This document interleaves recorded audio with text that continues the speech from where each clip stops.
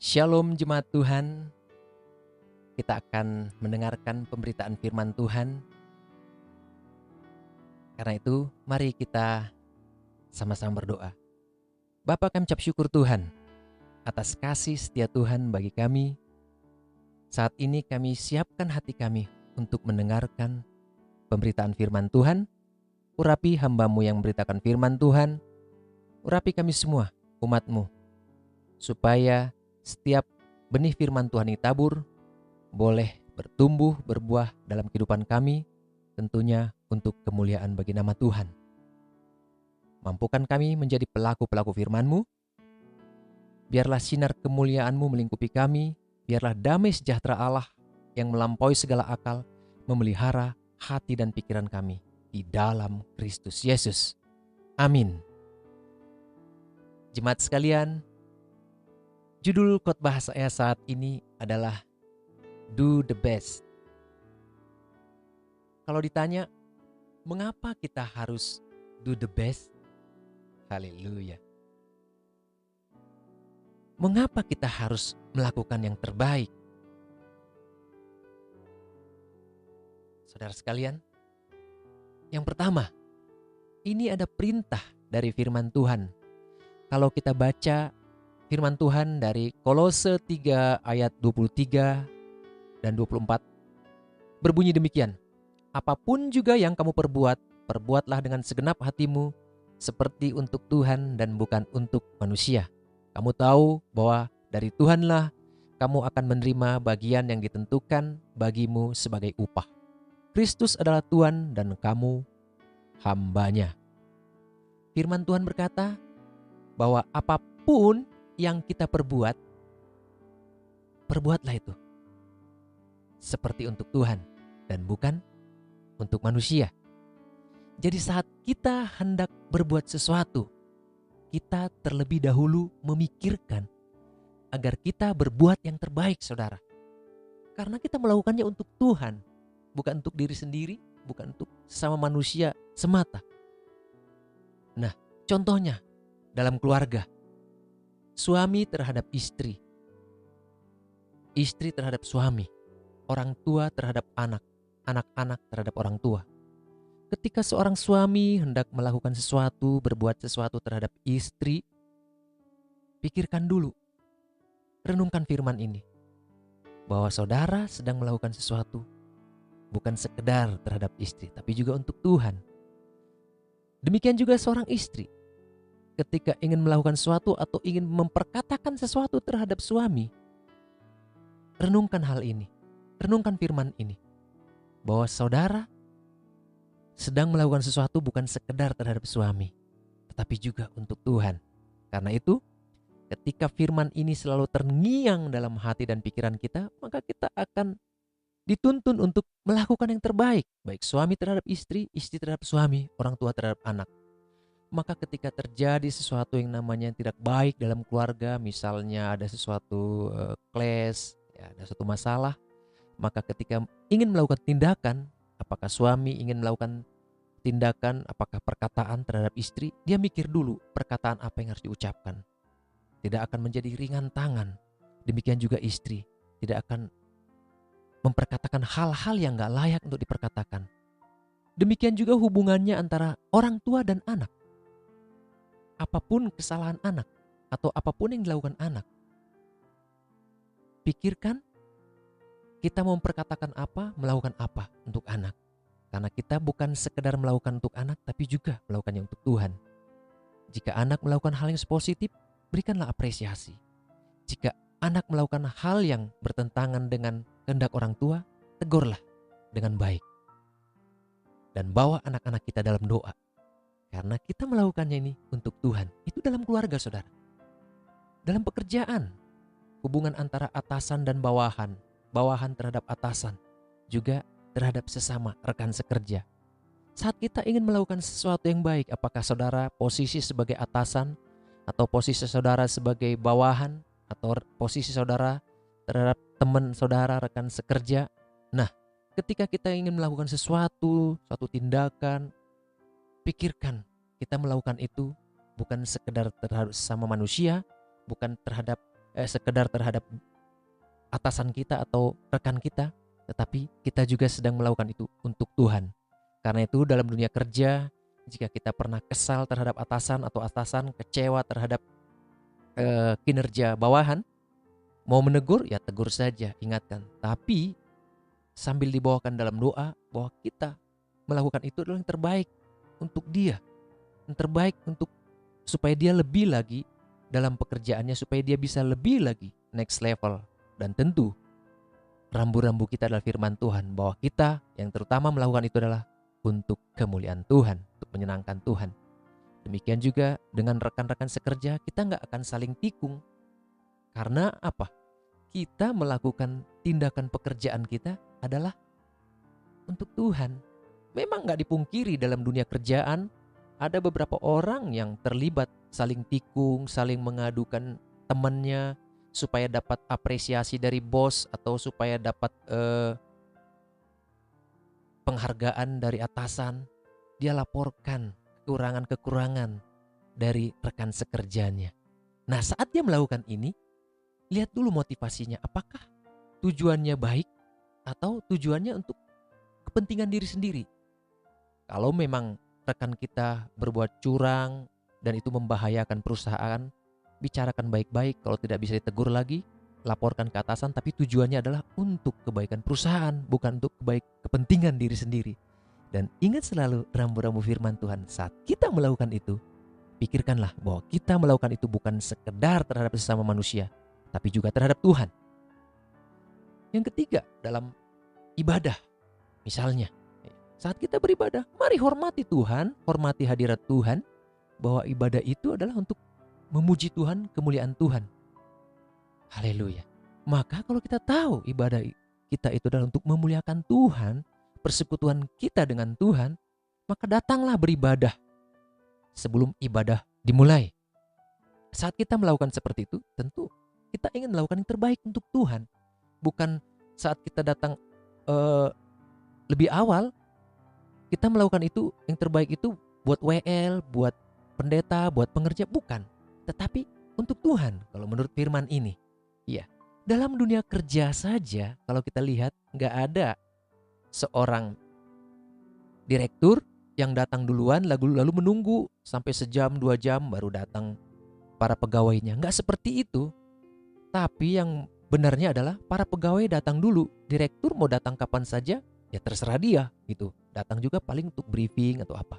Nah, kalau dalam dunia kerja saja mengenal hal seperti ini, etika dalam kehadiran, terlebih-lebih dalam aturan beribadah itu sangat ketat kalau kita lihat dalam hukum Taurat.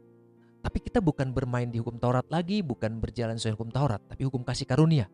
Karena itu dalam perjanjian baru dikatakan ketika kita melakukan segala sesuatu, kita bukan melakukannya untuk manusia, tapi untuk Tuhan.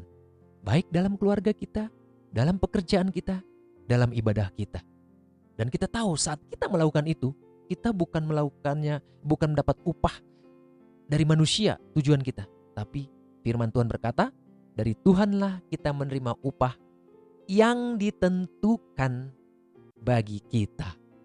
Itulah saudara, poin yang pertama yang saya sampaikan, mengapa kita harus do the best, melakukan yang terbaik. Lalu yang kedua, mengapa kita harus do the best? Karena Tuhan sudah lebih dahulu do the best terhadap kita. Tuhan sudah lebih dahulu melakukan yang terbaik bagi kita. Kalau kita baca Matius pasal 27 ayat 32 sampai 34, begini bunyinya. Ketika mereka berjalan keluar kota, mereka berjumpa dengan seorang dari Kirene yang bernama Simon. Orang itu mereka paksa untuk memikul salib Yesus. Maka sampailah mereka di suatu tempat yang bernama Golgota, artinya tempat tengkorak. Lalu mereka memberi dia minum anggur bercampur empedu. Setelah ia mengecapnya, ia tidak mau meminumnya. Haleluya. Saudara yang terkasih, dari pembacaan Matius pasal 27 ini, seandainya kita baca satu pasal, dapat kita lihat bahwa yang pertama, Tuhan rela pikul salib dan mati bagi kita saat posisi kita masih berdosa. Tentunya hal ini dikuatkan dari surat Roma pasal 5 ayat 6 sampai 8. Saya bacakan.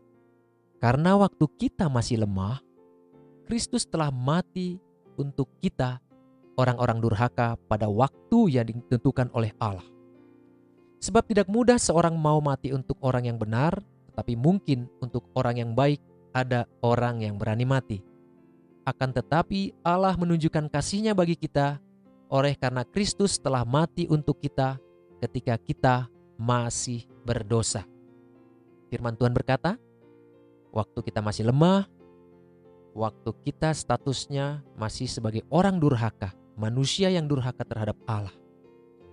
Waktu kita statusnya masih sebagai orang yang berdosa, belum bisa melakukan yang terbaik buat Tuhan, justru saat itu Kristus mati untuk kita.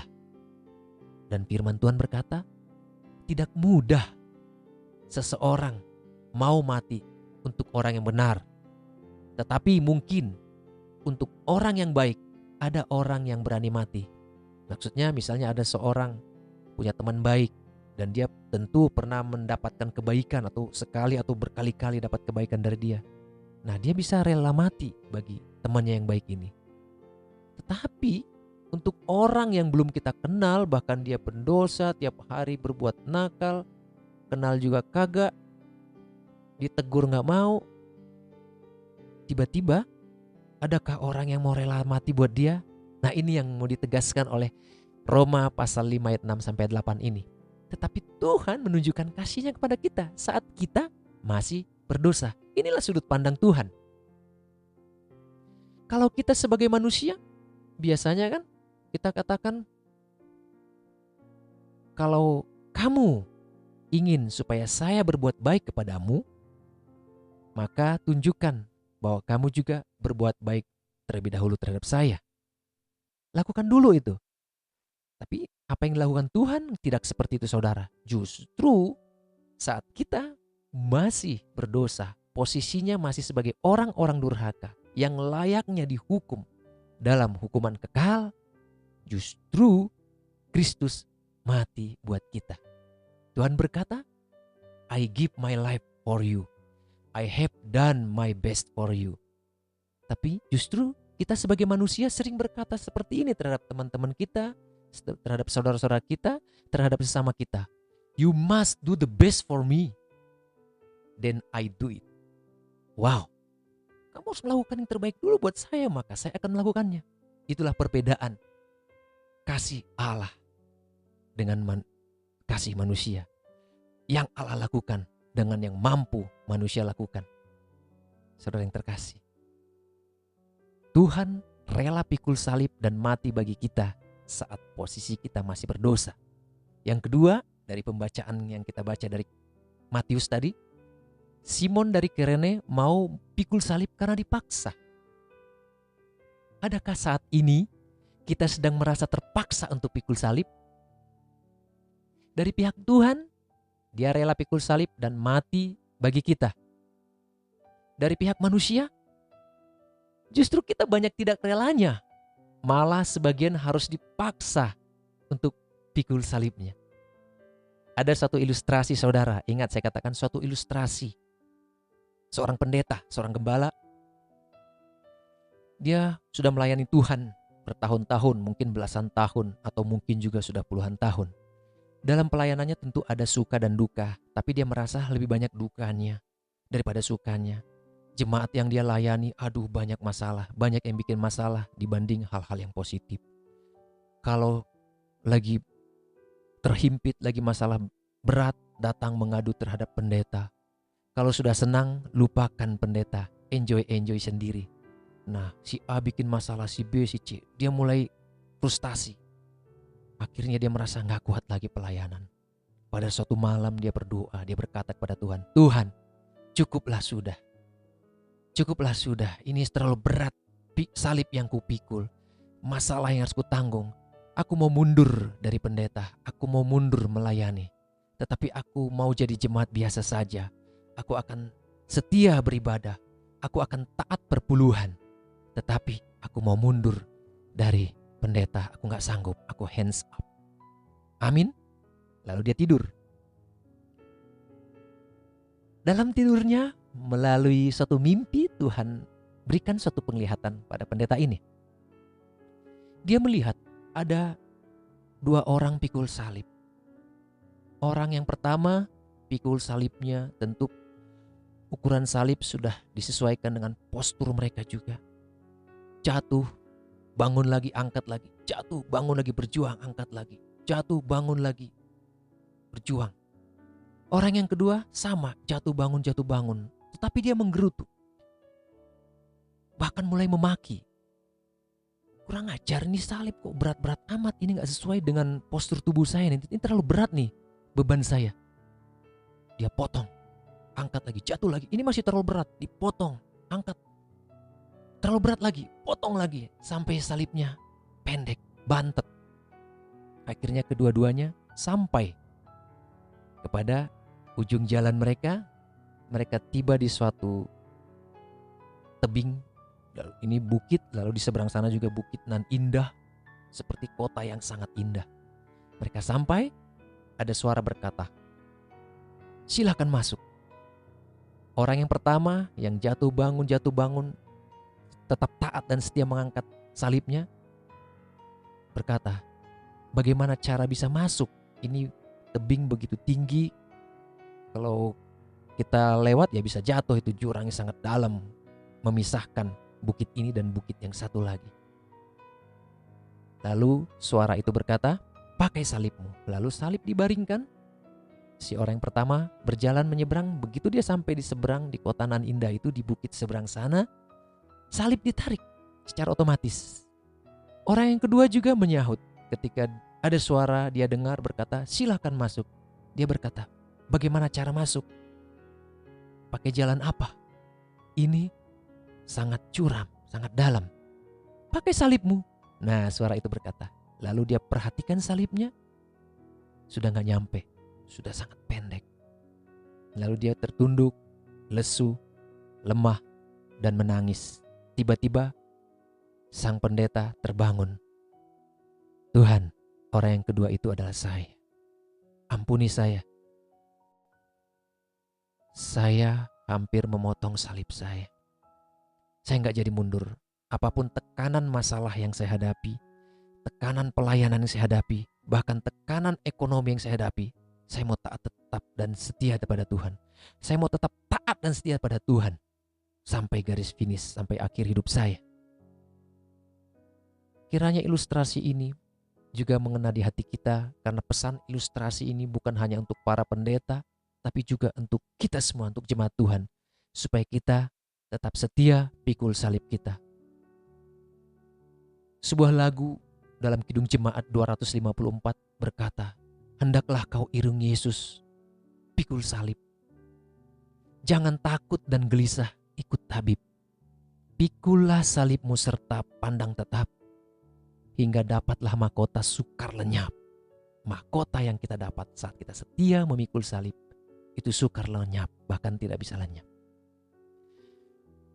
Poin yang ketiga dari pembacaan Matius tadi dapat kita lihat tentang Golgota. Di ayat 33 dikatakan, "Maka sampailah mereka di satu tempat yang bernama Golgota, artinya tempat tengkorak." Golgota dalam bahasa Ibrani, Kalvari dalam bahasa Latin, artinya tempat tengkorak.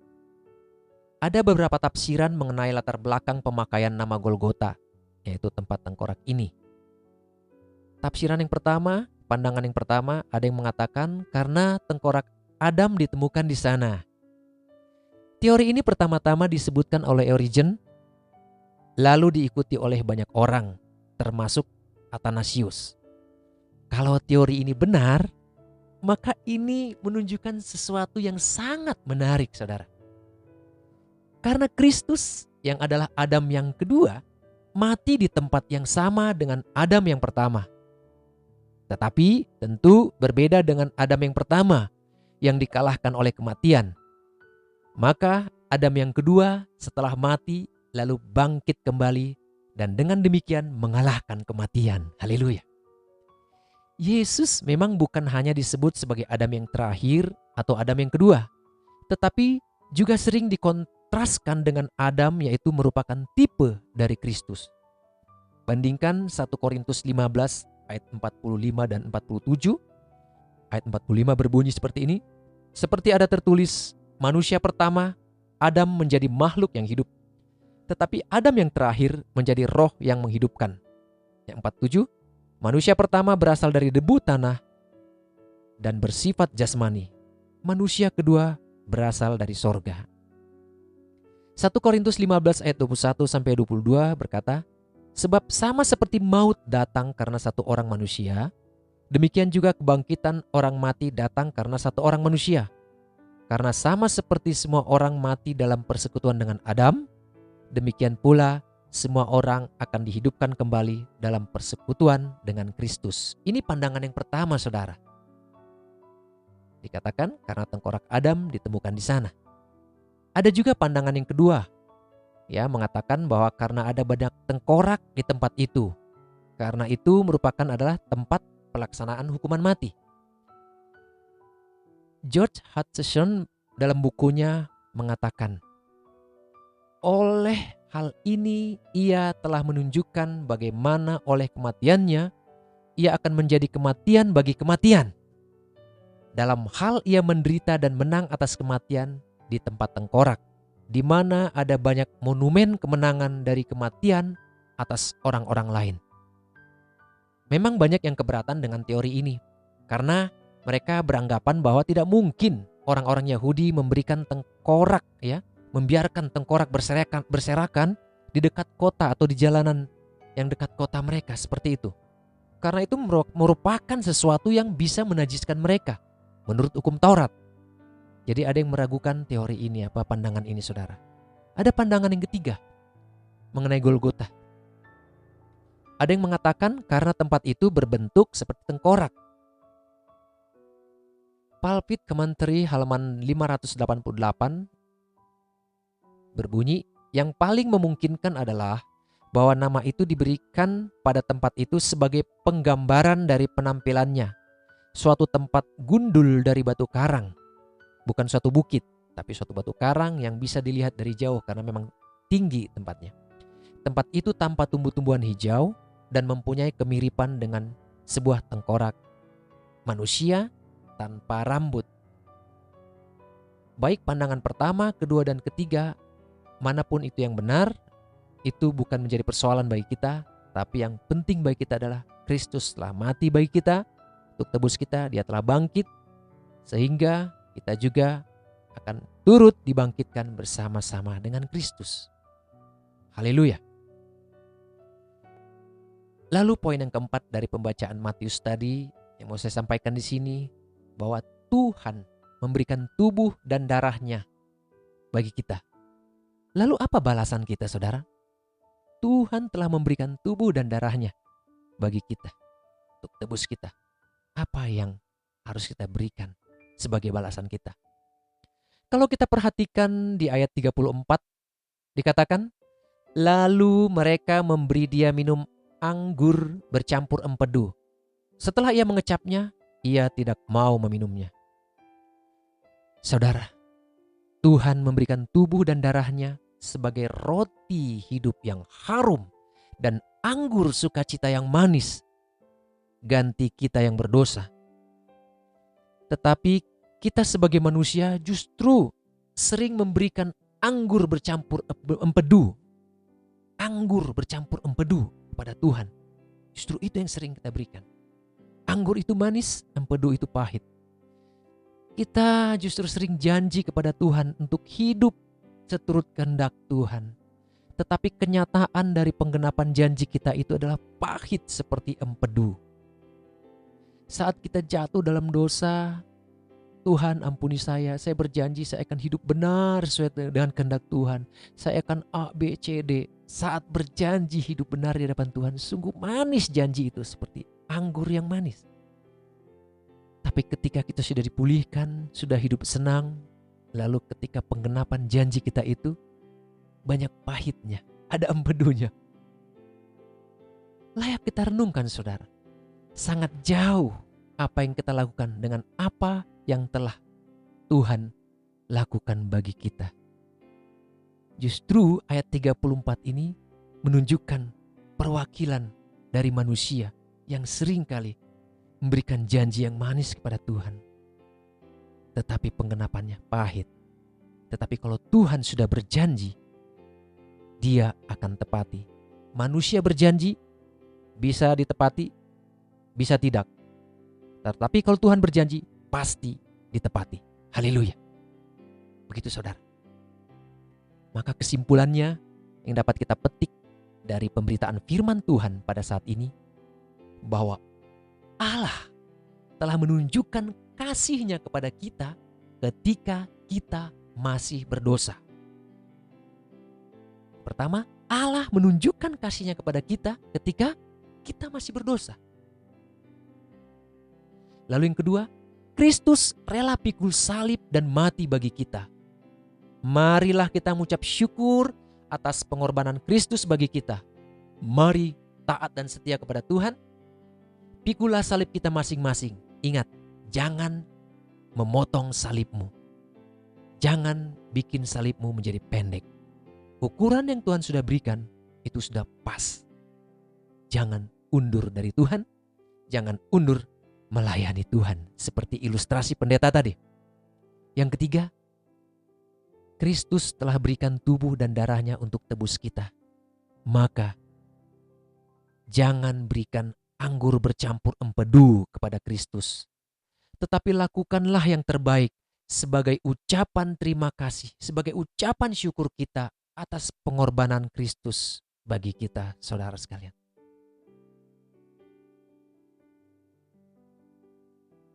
Bagi jemaat Tuhan saat ini yang mau merespon firman Tuhan ini, mari kita buka hati kita. Mari dengan segenap hati berdoa bersama-sama dengan saya. Jika kita merasa ditegur oleh firman Tuhan saat ini, mari buka hati kita, lembutkan hatimu. Kita sama-sama berdoa. Tuhan Yesus, aku mengucap syukur atas pengorbananmu bagiku. Engkau rela pikul salib dan mati bagiku. Tubuh dan darahmu kau serahkan untuk tebus aku. Ampuni Tuhan, jika selama ini aku kurang menghargai pengorbanan Kristus dalam hidupku. Ampuni jika aku pernah memberikan anggur bercampur empedu kepadamu, yaitu melalui perbuatan-perbuatanku yang tidak berkenan di hadapanmu. Ampuni aku Tuhan. Saat ini aku mau mempersembahkan seluruh hidupku bagi kemuliaan-Mu.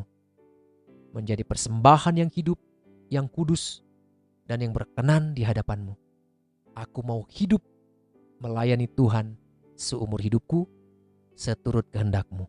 Di dalam nama Tuhan Yesus. Amin. Shalom saudara. Tuhan Yesus memberkati. Haleluya.